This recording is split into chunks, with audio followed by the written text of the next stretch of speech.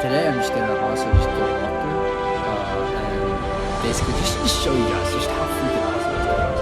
This game has all the things. It has so much content that I probably.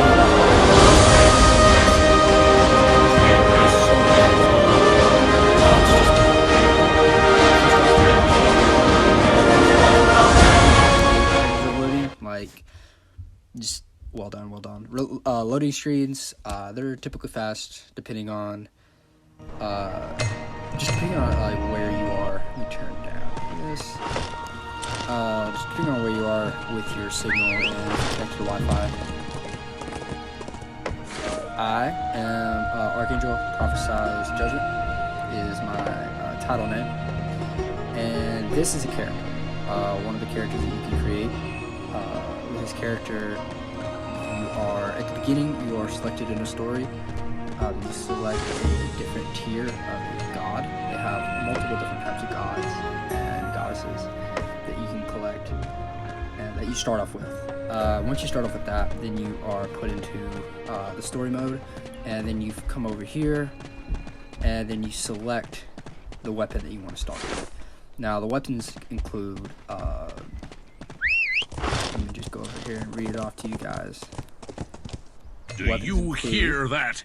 It's the twin blades, symphony of hunting steel rifle, war blade, great sword, lance, longbow, staff, and armor gauntlets. Now you can switch throughout the game, whatever you use, but you'll have to upgrade them throughout the game. I started with twin blades, and that is what I've been using. Each weapon has like an element. The element I'm using right now is normal, which is simple attacks and like critical and stuff like that. But the other ones are fire, frost, lightning, poison, and status, which the reason why they have those is for just simply each monster that you hunt, which is the main objective of the game. As you'll see in the video, our only each goal monster you is hunt victory. has a weakness. If you go to your gathering, your books, and you look over here at on the elemental side, you see physical, fire, frost, lightning, poison. The stars with the most shows you like its weakness. The stars with the least amount of gold stars is like what's more immune to. This game has you can breed horses. You can like breed horses, create horses. They have a different stat. Horses have created stats. They have different levels. You can hold companions. Each companion you get by giving gifts and raising their likeness up to the familiar status. And once you do that, then you create like a bond. And once you create a bond, you can give them different types of weapons and stuff like that. The game also just came out with a new thing, pets. You can buy a pet. You can for about 20,000 gold. This one I got from it was an event. I saved up my event points and I got this rare red one. But the pets can be found with your companions. I'm not going to show you that yet. They can be found with your companions. You can level up the skills. You can even put costumes on them as well as level them up and feed them. Another thing that this game has is it has a great armor system. Each armor is defined as in with mutated, giants, dragon, normal, and status. I have the Golos armor. I'm currently leveling everything up. This also has medallions that you add, but basically accessories, necklaces and rings. These are some of the items that you use to unlock skill points and just the general things of what you have. This is basically like your inventory of what you have. This game also has a selective amount of cooking that you collect through either buying through the market, which is sold by actually individual players, and just quest items as well as materials that you use for upgrading upgrade material as well. This game not only has that, but this game also carries fishing. Fishing is actually a really big thing in this game. People fish for different types of fish that they use for cooking, creating materials, upgrading skills, selling for good profit. And they use fishing for good events that you can do. So fishing is very simple. I'll actually go through fishing in a different video. Not only that, this game is played by actual players around the world. It's provided by 2 servers. The game also allows you to select how many people, graphic quality, as well as high frame rate mode, which I think putting on the high frame rate makes it completely smooth. The game is, I honestly think it's like 10 times better when it's smooth. So not only the fishing thing, but this game also carries farming. Now the farming is not as intricate and detailed as it should be. The game developers are actually currently on making it better, making it more live, actually just more interactive with the farming itself. The best seasoning is love. Farming is just where you come in. You basically use the farm to give you items for cooking. I'm guessing the reason why I couldn't pull it up is because my farm is in this city instead of back in here. The game was pulled up in 7 different places. They are actually currently working on another one that I know of. I'm hoping it'll just be completely awesome like the last one.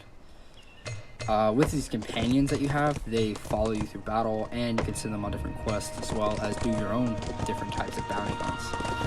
This game is full of events. They do events just about the entire process of the game. There's always some form of event that you can do to receive special items. They do this now. This is a new thing they have that comes out every month. They have these where you can unlock items, emotes, and just different awesome stuff, horse breeding materials, costumes, just all the things. One thing I have to kind of downfall in this game is if you're looking to get ahead of the game with money, be prepared to spend a lot, because this game, bro, I'm not trying to stoke on it, but like, you only get 6,480 diamonds for $100. That's bullshit. I'm not gonna lie. 6,000 and just little shit right here. Like everything here is just so expensive too. If everything was cheaper, it'd be whatever. But I can buy an awakening fruit for 64,000 gold at max, rather than spend 500 diamonds. Just, I don't know. They kind of go a little overboard on, how much you spend and whatnot. They definitely need a little bit of money greed. But you don't have to pay for anything. You don't. And honestly, like, if you look at everything here, it allows you to, like, with the awakening fruits, and like, you won't get too far ahead. Yeah, sure, you'll have more chances to get more costumes and stuff, and other different like elements. But like, you honestly, you won't. You can achieve the same thing without having to pay all the money. Yeah, sure, it takes a while. Actually, these swords here are a costume that I unlocked not through buying it, but through like a lucky draw. And you can do that all the time. Every time you collect what they call a lucky clover. Now, I'm just going to go ahead and go into detail. One of my favorite and probably the most detailed places in the game, besides Silver Key, is just Oath Key. Now, I'm just going to go ahead and just demonstrate like the amount of beauty and detail that this game has been put in. And I'm not even on the ultra settings. Ultra settings definitely fixes up the lighting and stuff. I definitely would either play it on high or ultra. Everything else can get a little fuzzy at times. You can't really tell what you're looking at, to be honest. You can go indoors. I think just about every single world here has like indoor places. Taverns are just about in every single place that I can think of, except for High Haven. But yeah, I mean, like, you can go in places. They got the sound effects, which is actually really interesting if you listen to it really closely. I'll let you listen. You can hear what they put. They literally put like in the background music, like people eating and talking, and the dishes like moving and clinking around, like as if you were in like an actual like restaurant. You can buy things. Women and drinks listen to should be stories. savored with A lot of care. events are held here. One of the newer events that does need a little bit of work on. I tried it out. Wasn't that great. Was the boxing ring, or the fight club. They call it Fight Club. It needs some work. It's brand new, so I'd wait until they still have a chance to kind of fix it up and do the things. One of the other things is this game is like a legion. So if you ever play Clash of Clans, you when you unlock the clan castle, you get like you can join like a clan and stuff. This is basically what this is. You join a legion. I'm joining Asylum, which shout out to these guys. These guys are great. And you donate materials, everything else, receive stuff like that. And when you donate some materials, you get some skill points. You can buy other things that you can use further in the game. The game has an awesome story. One thing I have to critique is that the game does start for like you get like a couple hours where the game actually uses voice acting for the characters in here, and then after that it goes off voice acting. I'm guessing because voice acting does cost a lot of money to create and manipulate the game, but after that you kind of have to read the rest of the way. But the story itself is really great. It's really detailed. Just overall, like even the just random citizens in here have like their own conversations that they carry. But for the most part, I mean, this game is awesome. They have a trading system that you can trade all kinds of things. Yeah, if you want to go out and buy my stuff, that would be freaking amazing because I am really poor on gold. So that is another thing. This guy right here, Dragon Master. Yeah, he's a dick. He's a dick on World Chat, not gonna lie. Shout out to him though for being a dick. You gotta shout out. So yeah, that's one of the things of Rangers of Oblivion is that I'm just honestly like I would definitely try it. It's actually one of the #1 games in Asia right now, according to the second server. It is just a phenomenal game. It's detailed. You can chat with people all over the world, play with them. They have mics that you can open up, talk to people. Just overall, just a beautiful game. And I'm probably definitely missing something, which I definitely just reminded myself. They opened up a new world that you unlocked at level 50. This is a new place that they just made. It's the newest place out. Well, they didn't just make it. It's been out for a while, but it's the newest place out. It's called Silver Keep. With this, they basically give you your own castle. These buildings right here, I placed, I leveled up my castle, and I was able to purchase and build these things. And you upgrade them along the way as you build up this castle from like ruins. You build up this castle from ruins, and then eventually it becomes a super beautiful place. And these buildings aren't just buildings; they're not just sitting there. These buildings actually can interact with them. Buy good liquor, you can hold feasts, carnivals. You can buy goods. These places have actual like meaning to them. And up in here.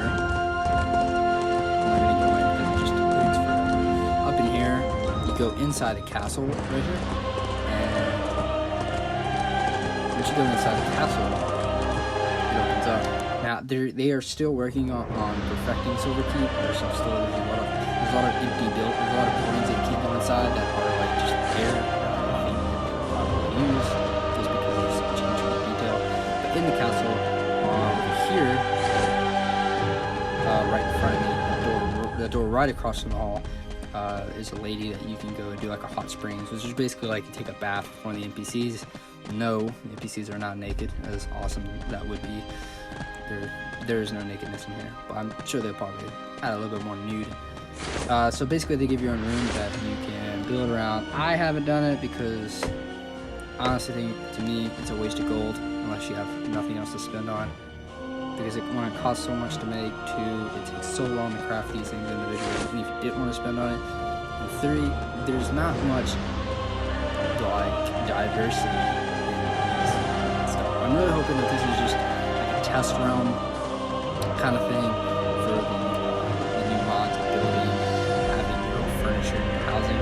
I'm really hoping that maybe they'll add like a place, like a realm that you can go to, and you'll have like an actual house that you can like completely detail and design, and anyone can craft their own type of house, and nothing's gonna like have the same object. I'm sure someone's gonna have the same object, but just like in general, like if you've ever like played Wizard 101, you'll actually like, and you've ever done housing, like true housing, you can like, there are probably like thousands of ways that you can design a house any way you want.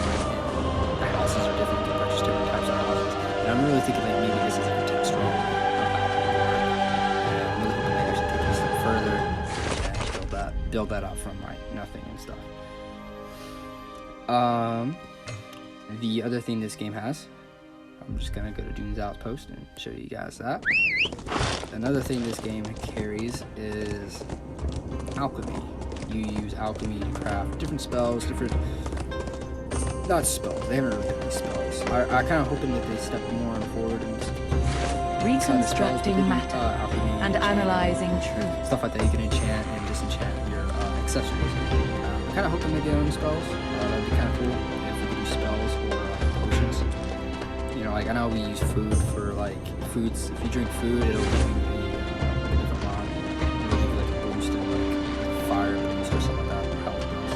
Kind of hoping that like they do like potions and stuff. That'd be kind of a little more just something to add to the game. It'd be kind of more detailed.